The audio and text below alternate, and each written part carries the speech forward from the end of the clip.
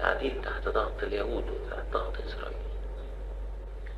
بيقولوا ان احنا دلوقتي استسلمنا وان العمل اللي احنا عملناه ده قبول المبادرة الامريكية. طلعوا بيانات في الجزائر ان ده خيانة للامة العربية وخيانة للعرب وخيانة لفلسطين والقضية الفلسطينية، وان لابد ان نحرر فلسطين كلها.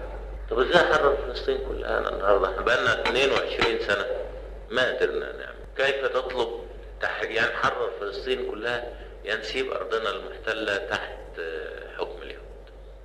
طب اذا كنا مش قادرين نحرر فلسطين كلها، طب اذا كنتوا انتوا تقدروا تحرروا فلسطين كلها تعالوا. مفيش يعني في كلام بس. ولا اما احنا اوقفنا القتال زعلوا. طب تعالوا قتلوا، انا ما عنديش مانع. بيجي الجيش الجزائري يقاتل، يقولوا لا ده مفيش حرب. اما الغارات والعمليات كل يوم مفيش. طلبنا منهم طيارين جزائريين ما ادوناش ولا واحد. عندنا طيارات اكثر من الطيارين، لان احنا طلبنا من الاتحاد السوفيتي ودونا طيارين اشتغلوا. فموقف يحير، لماذا وليه ما